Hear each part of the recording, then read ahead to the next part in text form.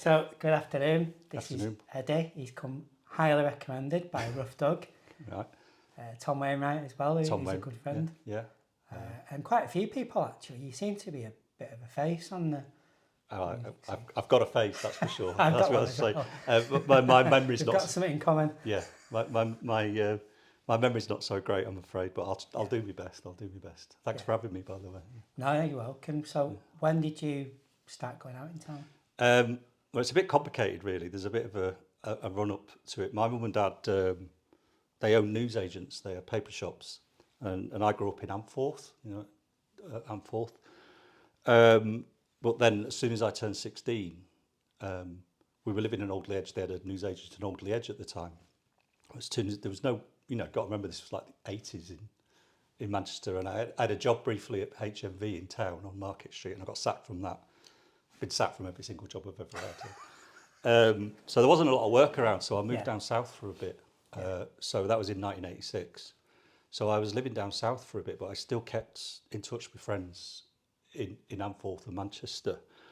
And then I had a friend called Gary Mainwaring, and I was friends with two brothers called Andy and Jez Williams, who you might know as Doves. Yeah. Oh, right, yeah. And they weren't Doves then. They were just kids I knocked around with in Handforth and Winslow. But I used to come back quite a lot, in the summer holidays and stuff like that. So I still kept in touch with them all. Anyway, in like the summer of '88, Gary got in touch with me. He said, "You got to come back to Manchester. It's kicking off in the Hacienda." And I was like, "Cool," because as I was a bit of a dork when I was a teenager. I was buying lots of records, and I was mainly just into music, really. And then sort of house music started coming along in about '86 and stuff like that. And I was living down south at the time, and I was working in a restaurant, waiting on, and I was doing long shifts and what have you, and I'd come home quite late at night. And the epiphany for me is, I'd heard like Jackie Body and stuff like that, sort of mainstreamy. Oh, Sorry, carry on. Sort of mainstream hits that are crossed over house music. But I came in from work one night, and the radio was on. I used to listen to the radio whilst I was going to sleep, and I think it was probably a pirate radio show, a London pirate radio show, and it started at 12 o'clock, and the first record they played was Promised Land by Joe Smooth. Yeah. And it literally, I was like, what the fuck is this? I'd never heard anything like it. And I was just like, this is the most amazing sort of sound I'd ever heard, in terms of the sort of the spirituality, the gospel side of it, but also kind of like the electronic side of it as well. And it kind of, as I was growing up, I was buying lots of different types of music. So I was buying like British pop music, but I also kind of like 80s soul, Mary Jane Girls and Ashford and Simpson and stuff like that. So to hear a record like that, which kind of brought everything together, when you're 18, it's kind of, kind of blows your mind. Yeah. And this kind of coincided with, Andy and Jez and what have you said, you've got to come up because the Hacienda's just blown up like that. And I say, Tom was saying, he said it literally changed over almost within a week. It went from being like an indie club to hot. It was huge, wasn't it? And I came up, and so the first time I went to the Hacienda, I went with Andy and Jez and my friend Gary. And so I turned 18 in 1988, in April 1988. So I was old enough to go to clubs. Yeah. Literally, the hot had just started, that summer. And it was just like, I was almost spoiled. The first nightclub I ever went in was the Hacienda in 1988. And, my memory's shocking, but one thing I do remember is walking through those doors, Yeah. Because what was, you queue up, and there was the windows, and all you could hear was the inside. You could hear the bass, Yeah. and the windows were rattling. So even just the queue was just like, this is really, really exciting. Yeah.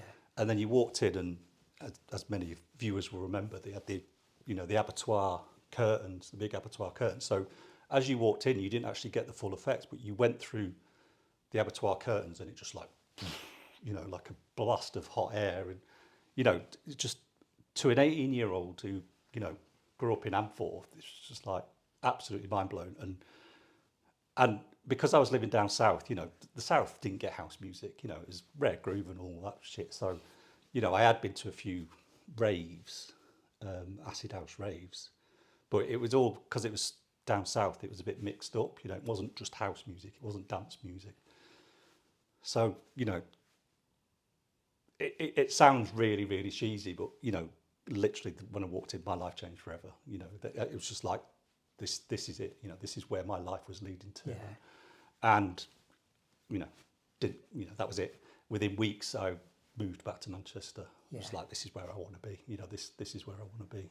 I can remember people running to the dance floor when you got in. I've never seen it since. Never been in a nightclub where I've seen people run to the dance floor.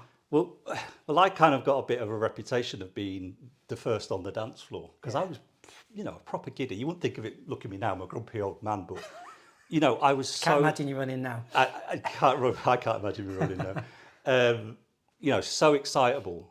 I'd walk in and everybody was super cool. It'd open at. Would it open at 9? I think they originally opened at 10, but it got so busy in the queues they started opening it at 9. Yeah. And just the music was so. I moved back to Manchester and I didn't have a job, so I was kind of unemployed. I got a job when I moved up, but I got sacked from that pretty much straight away because I was going to the Hacienda on a Wednesday night and turning up fucked on Thursday, so I got sacked from that. You'd queue up and you'd start queuing up at 8 o'clock to get in for 9 o'clock, and the music was just brilliant from the minute you walked in. John. I can't speak highly enough of John De Silva. He totally got me. He didn't know me, but his music, his warm-ups it was just like, oh, this is amazing. And I literally couldn't wait to get on the dance floor. I was just like, everybody was piling it,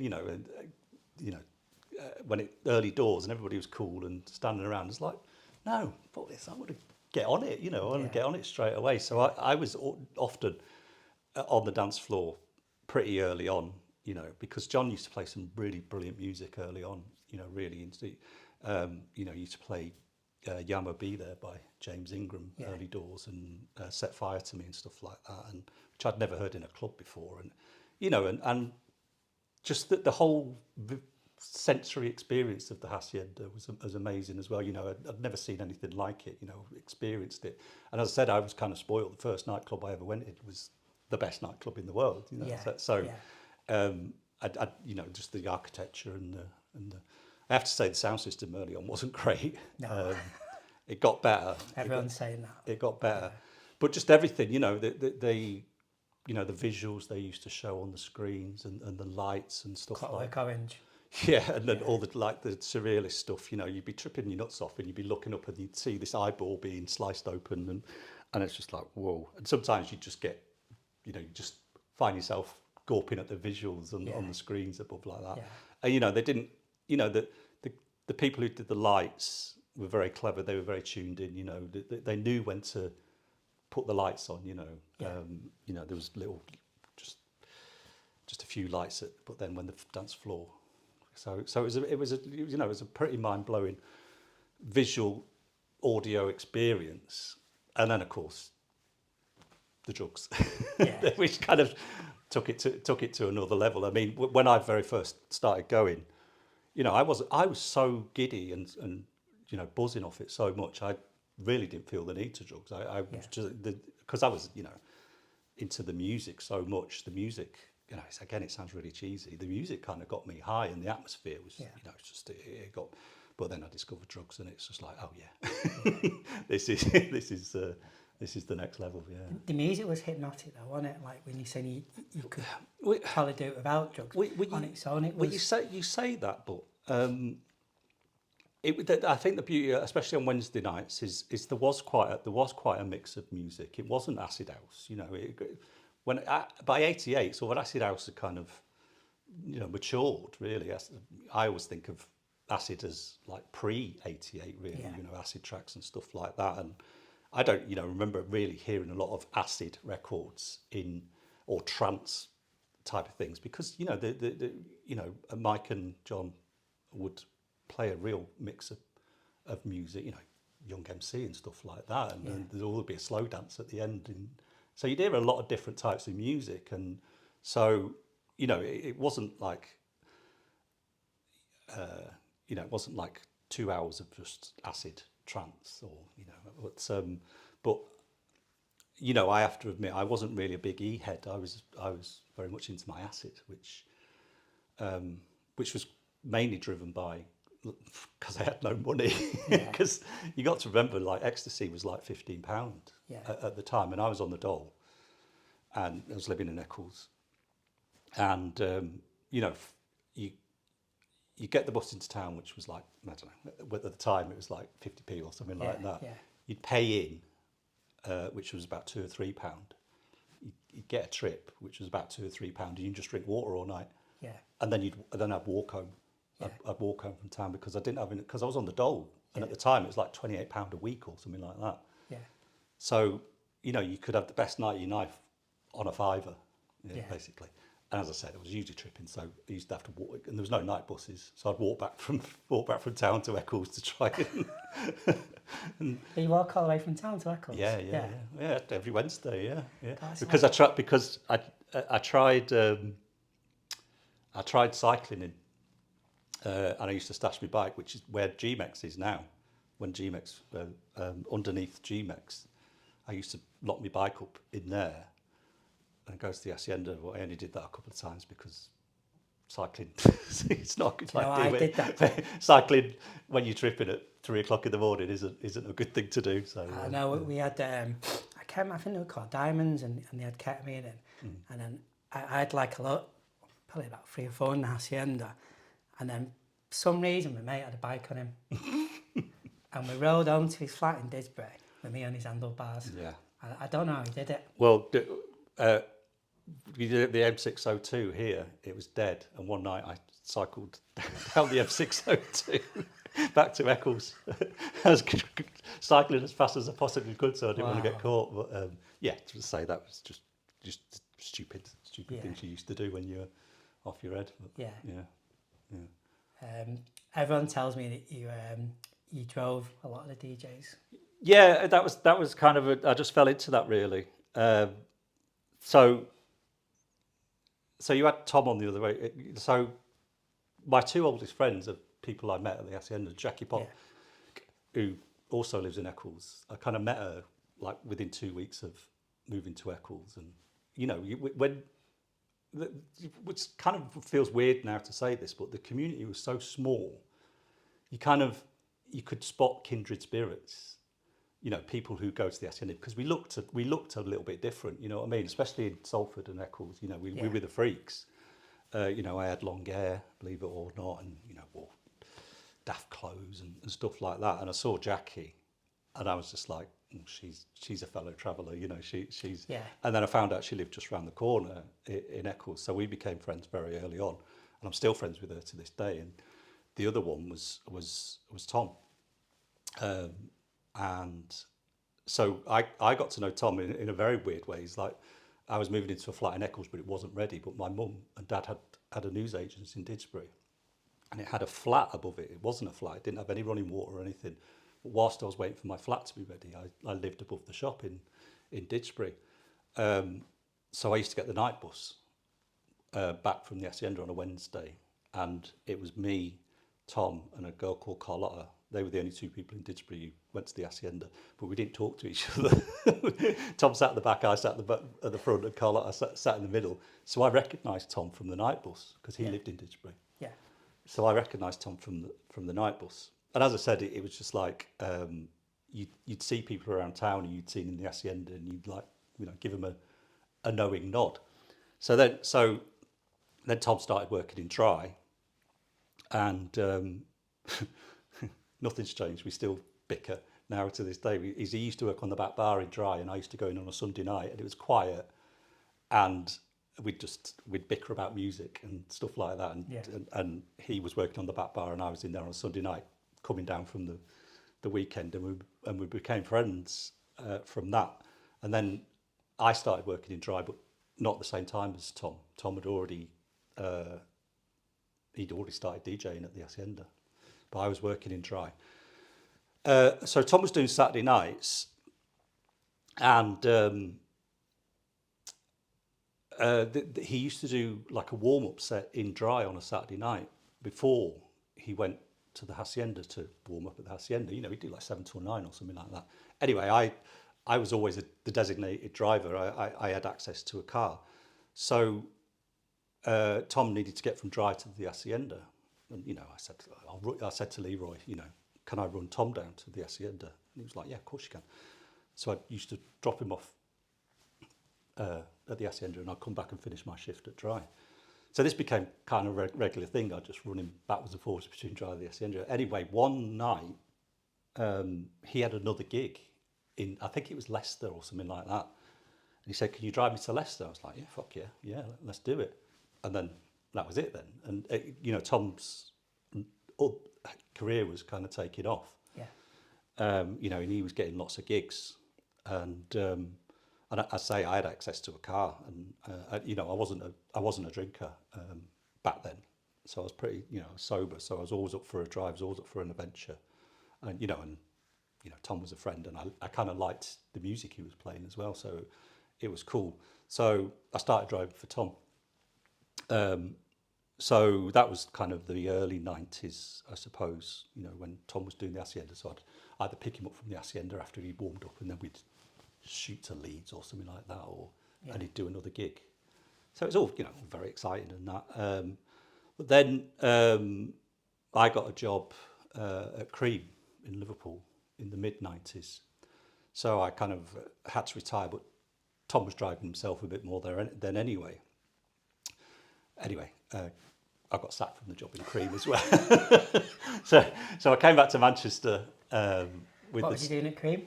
I was running their bar for them. They opened a bar called Mellow Mellow. Yeah.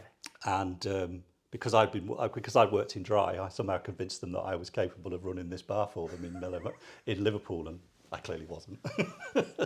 so they sacked me after 6 months. Yeah. And so I came back to Manchester with the tail between my legs and went back to Dry. But Tom was driving himself then, but I also knew Justin Robertson quite well. Yeah.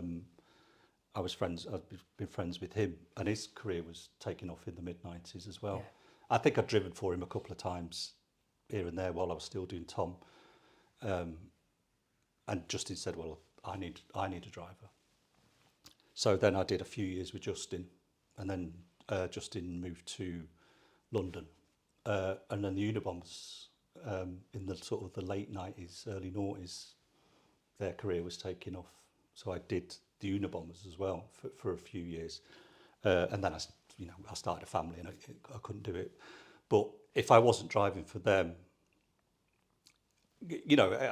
I'm not, I could be relied on, and it wasn't a very crowded field of DJ drivers. There wasn't loads of DJ drivers about, and if somebody needed a driver, I would do it. So if somebody was coming to town, and then things like the Sankeys and stuff like that were taking off, and and it's just like, we need a driver. Who should we get? And I was the best in town. So I was very lucky in many respects. Is that I got to meet lots of the big DJs if they were picking up for the airport. But a lot of the time, if they were coming to do gigs in town, they'd have to go somewhere else. They'd have another gig the next day somewhere else. So if they were doing Friday night in Manchester, they'd need taking somewhere else the next day down to London, or even on the same night. So, as I said, in a crowded field of one, I was the go-to driver for DJs in Manchester, and And thankfully, a lot of them at that time, were really, really nice, especially the Americans. They were nice. There were some Americans. Why did you? Any of the big American DJs? Well, yeah, I mean, pretty much most of them. I got to meet most of my heroes. The only one I never drove for, which I regret, is David Morales, who's a big hero of mine, and I never drove for him. But the kind of pinnacle was Frankie Knuckles. I spent a weekend with Frankie. Oh, you met Frankie Knuckles? I spent a whole weekend with him. Yeah. He was playing Sankey's on the Friday, and then he had to be in Cardiff. I know he was playing. It was a bank holiday weekend. He was playing Sankey's on the Saturday, and he had to be in Cardiff on the Sunday. So I picked him up from the airport on the Friday, took him to his hotel, picked him up on the Saturday, drove him around on the Saturday, and then drove down to Cardiff with him on the Sunday. And they say never meet your heroes, but oh man, such a beautiful, I still miss him. I think the world turned to shit when Frankie Knuckles died. He was such a lovely man. Yeah. A really humble, kind, a really kind, lovely man, and didn't treat me like a driver. Because he's a very round. He was a very rounded person. So we talked about architecture and stuff like that, and books and photography and stuff like that. Such a really, really nice man. So that was kind of, I still talk about that to this day, because it was such an honour, to be in the presence of this God, and say, well, I do miss him. I think the world needed Frankie Knuckles. Yeah. But yeah, most of the time it was, to be honest with you, it was people I'd never heard of. but occasionally, like Francois Kevorkian, it was nice to. I spent a few days with him in Croatia. I did some driving for Electric Elephant, which was the Unabombers, and Francois Kevorkian played it, and I spent a few days with him driving him around, which was really nice, because Francois Kevorkian's a lovely man as well. Yeah. On the whole, the Americans were really, the bigger they were, the nicer they were. It was the second-rate DJs who were prima donnas, who were the nightmare, and especially the Europeans as well. Mention no names, Swedish House Mafia. They were as terrible as you can imagine. Please don't sue me, Swedish House Mafia. But on the whole, it was really nice, because I didn't. I like to think I didn't blow smoke up their asses. I just treat them with respect. If they didn't treat me with respect, then I'd just ignore them. But on the whole, it was nice. So that was kind of that, because I finished going out quite early. I burnt out by 92. Really, Yeah. the Hacienda kind of, from going from a Wednesday night. I was a big Wednesday night then, and then I got a little part-time job, so I could afford to go on a Friday as well. And then you go to Blackburn on a Saturday or something like that. So you'd be going out. Did you go to Blackburn raves? I did go to a few of the Blackburn raves. Yeah. That was a different hit. Tom takes the piss out of me, because he wasn't a raver. Tom, he was a purist, whereas I was just a bit more of a hedonist and was up for the adventure. Going to Blackburn and what have you. But going back to what I was saying right at the very beginning, is I was spoilt, really. That the Hacienda was the best club on the planet. So everything else always seemed a little bit like. So you'd be in Blackburn and you think, well, it's not as good as the Hacienda, but it was a different vibe. So, the scene started getting a bit moody. 91, 92 with the violence and stuff like that, and to be honest with you, it wasn't going to the Hacienda. It was kind of sad in a way to see it fall off so quickly, and from it being the best place in the world, the worst place in the world was being on a Hacienda on a Wednesday night when there was like 10 people in, and it was just horrible, on a wet February, Wednesday night, and it was just like, what, it's never going to be like it was, so it's just time to move on. So I stopped going about 92. And I say I was working in Dry as well, so that was kind of fun as well in a different way. And then you say that the DJ driving kind of kept me on the scene, if you like. Are you still in touch with any of the American DJs? Did you make friends with any of them? No, because you know you only saw him really for a couple of hours. You know, I do kind of love to be able to say that I hit Derrick Carter up on Instagram and say, "Oh, do you remember me? I drove for you." He was just like, "No, I don't know." He would, you know, he could lie and say, "Yeah, that was a wonderful experience," but you know, I was just some fella, you know. Swedish house mafia. Yeah, but no, but most of the time they're you know, I think there's that generation of DJs, you know, they weren't in it for the glamour. They were just into it to the music, you know. Yeah. And if somebody like me who's really into the music, you know, and you know, you say that if you don't buy into that's celebrity, and I say that the kind of, thankfully the kind of DJs I was driving were the house DJs, you know, not the EDM DJs. I did have to drive some EDM DJs now and again, but so it's that generation, you know, who were older or the same age as me. So you know, there was a connection there, and I say I didn't, you know, blow smoke up their asses. I just treated them like, which I think they kind of respected. But it's really special what we lived through, wasn't it? It's like I mean, it was all new, it's exciting, but I went to the warehouse project for the first time ever about 3 weeks ago. Right. I've never been in a club as busy. Yeah. And then we went to Joshua Brooks a couple of weeks after for Sasha, and we ended up leaving early because we said that you get on the dance floor, you dance, and then within about 2 minutes you were crowded. Right. And then I remember being in, you know, Hacienda was obviously busy, but there was always room to dance, wasn't there? There was, because as well as being an early on the dance floor, I had my own podium as well. Yeah. I had, as you walked in, I had the first podium on the dance floor, and I guarded it, you know, with my life. You know, if anybody come on it, I was just like, no, this is my podium. This is I own this podium, and you know, after a while, it's, again, this is going to sound kind of arrogant and conceited. It's just like, I said his podium, and you know, you get some tourists coming trying to get on my podium, just like, no, this is my podium. You could fit 2 people on a podium, but no, that's my podium. I can remember my mate, we went to Flesh, and see my mate, he was off his head, he was on a podium, and you could see it in slow motion what was going to happen. You could see he was going to fall off. And he did, and he knocked loads of people over, and it's one of the funniest things I've seen at the time. I didn't fall off it, but I did myself a mischief. You're going to ask me later about what my favourite records are, but there was one record, and it was called Let's Get Horny by Mr. B, which might not have aged very well, but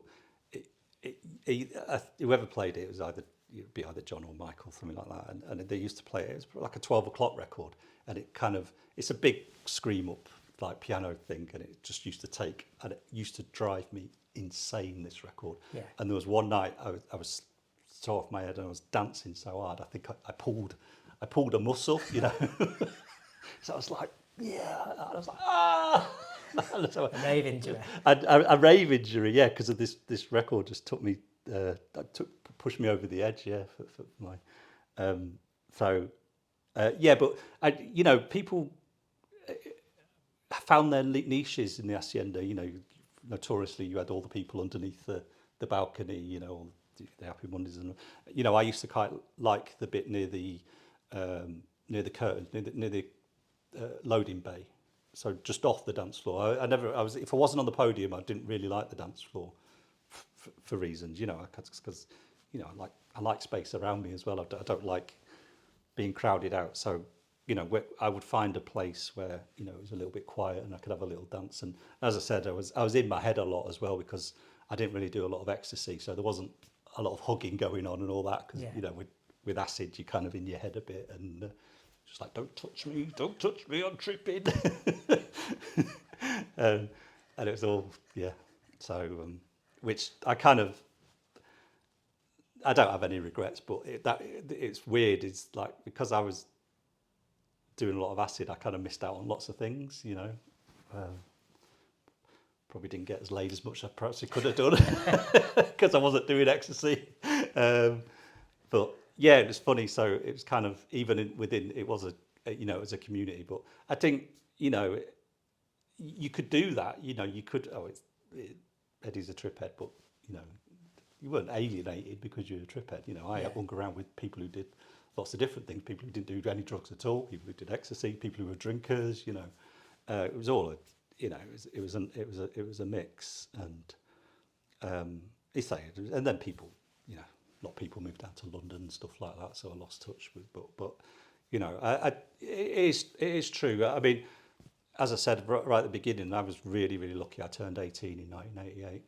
I think Tom said something similar as well. And, you know, we were in close proximity to the best club in the world just at the right time. Yeah. And I mean, you could sign on quite easily in them days. You know, you could live on the dole quite easily. You get housing benefit and stuff like that. So, you know, I'm joking about getting sacked from every job, but you know, for a while, and it sounds a bit cheesy, going to the Hacienda was my full-time job, because, you know, you'd go out on a Wednesday and sometimes you wouldn't come home till Sunday night, you know what I mean? And then you'd sleep for 3 days or something like that. So it became a way of life, didn't it, that socialising? It did become a way of life, yeah, and especially when Dry opened as well. You'd say, we're both from Eccles, you know, there was nothing happening. There was the silver screen, actually. You know, Sasha did his very first gig in the silver screen. Sasha play the silver screen? He probably won't admit it, but and he might put me right, because Nipper, you remember DJ Nipper? Yeah. He lived in Eccles as well, and Yeah. Sasha used to practice on his decks. So I think when Sasha was just coming through, he was like looking for gigs, and you know, I think he's a year younger than me, actually. So, you know, it sounds patronising. He was just this kid who turned up from Wales, and he was looking for gigs, and I think the first gig he ever had was in the silver screen in Eccles. I didn't know that. Yeah, he might confirm that, because as I say, when you found out there's house music being played in the silver screen in Eccles, you're just like, get down there, and like 5 people there and loads of drinkers there going, fuck this shit. Do you think he played Hacienda? I don't know I can't remember what he played, to be honest with you, but I think we're coming to like half. I need to keep it more tabs at a time when I do these. Yeah. I think we're hitting like half hour, 40 Okay. minutes. So I always try and finish it with a favourite track. Yeah, from the era. you know, I'm sure everybody says it's like naming a favourite child. It's Tom was talking about Eric Murillo, you know, how you can't really, and Derrick May's the same, you know. Derrick May's a despicable human being, but all that Derrick May stuff, you know, with his rhythm and what have you, all the Transmat stuff really resonated with me. I loved all that sort of kind of beautiful techno and that. But so that's the cool bit, you know. And the Mayday mix of Wild Times by D-Light, which is an incredible record and still sounds amazing now. Yeah. Nothing like the original as well, is it? Thank God, because the original was rubbish. But that, because that kind of record, again, I could go on about this forever. Is that there were some records which just sounded amazing in the Hacienda. Yeah. And I've never heard them played out anywhere else. And just for, you know, what the sound system and it's synesthesia, you know, all the different senses and the building and what have you.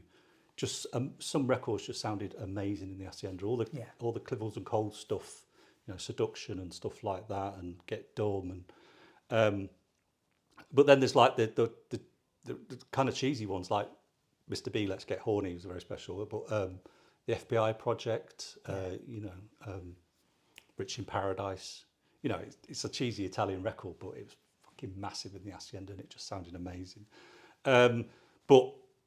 And then you've got like the big sing-along anthems. I used to love the big sing-along girly anthems, you know, like Love Together by LA Mix and You're My One and Only by Seduction. Yeah.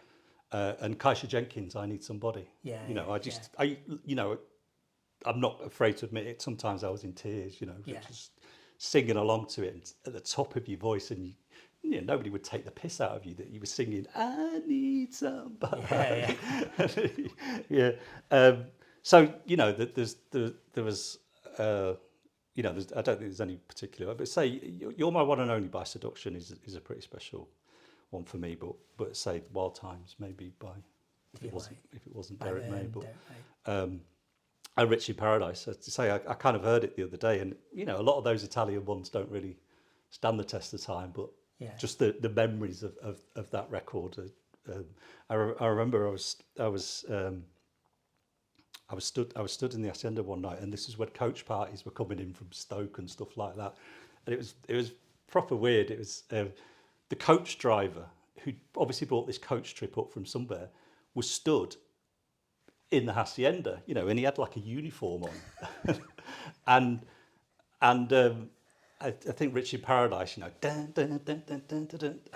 The place was going fucking bananas. I was jumping around, and I turned around, and the look on this bus driver's face, it was just like, what the fuck is this all about? Yeah. Because it was just like, you know, again, it's an old man speaking. It's just you never get that back, and I think all the stars, you know, lined up, the drugs and the music and the building and what have you, and you know, as you said, we were the chosen ones. You know, we were very, very lucky to be in Manchester at that time, and you know, the drugs were good, and the music was just incredible, and you know, I'll never forget that. It's just like this poor fella. He looked like he was watching aliens, you know, and I was just like, this is the most amazing thing in the world, and he was just like, yeah, whatever. So that was one of my many abiding memories of the Hacienda. Yeah. So thank you so much. I'm gonna stop recording now. It's absolutely amazing.